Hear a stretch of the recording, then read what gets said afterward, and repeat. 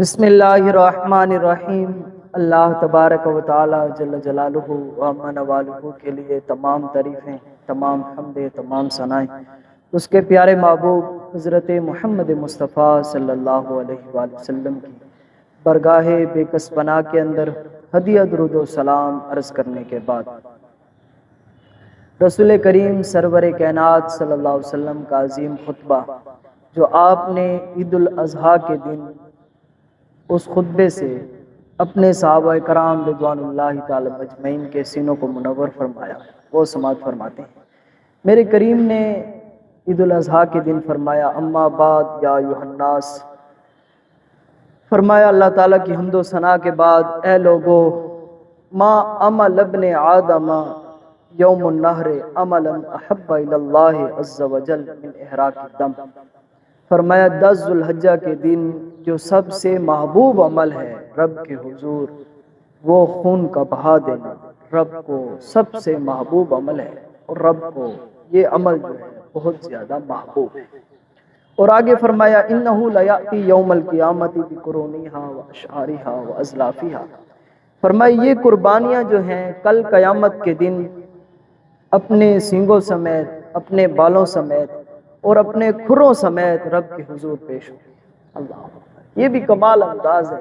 میرے کریم محبوب صلی اللہ علیہ وسلم کا۔ ظاہری بات ہے کہ ہم ان تینوں چیزوں کو بالکل قربانی کے جانور میں ایک عام طور پر سمجھا جاتا ہے کہ اس کے سینگ بھی ہمارے کوئی کام نہیں آتے اور اس کی جو کھال ہے وہ چلیں کچھ کام آ جاتی ہے، لیکن اور اس کے کھر جو ہیں وہ ہم پھینک دیتے ہیں۔ تو میرے کریم محبوب صلی اللہ علیہ وسلم نے فرمایا کہ قربانی کے اندر ان تینوں چیزوں کو آپ کوئی عام نہ سمجھیں، بلکہ کل قیامت کے دن یہ اپنے بالوں سمیت، اپنے کھروں سمیت اور اپنے سینگوں سمیت رب کے حضور پیش ہو۔ اور آگے میرے کریم نے فرمایا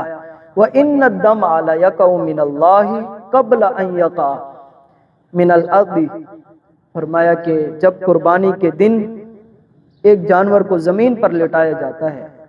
اس کے قربان کرنے سے پہلے ابھی تک اس کے جسم سے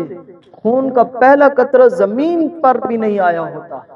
وہ رب کے حضور پہلے قبول ہو جاتا ہے۔ یہ کمال انداز ہے میرے کریم محبوب صلی اللہ علیہ وسلم کا۔ پھر فرمایا فَطِیبُوا بِہَا نَفْسًا، فرمایا قربانی کو خوش دلی سے کیا کرو، یہ نہ سمجھا کریں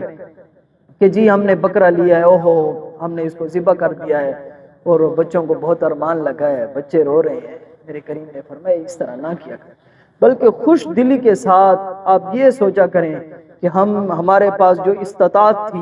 وہ چیز ہم نے لے کر رب کے حضور پیش کر دی۔ اور آگے میرے کریم نے فرمایا استفتحوا ضحایاکم فانھا متاعکم علی الصراط، فرمایا قربانی تر و تازہ خریدا کرو، صحت مند قربانی خریدا کرو، خوبصورت جانور خریدا کرو، فرمایا بے شک کل قیامت کے دن یہ تمہیں پل صراط پر یہ قربانیاں رب کے حضور پیش ہو جائیں گے اور اس آدمی کو پل صراط سے پار کریں۔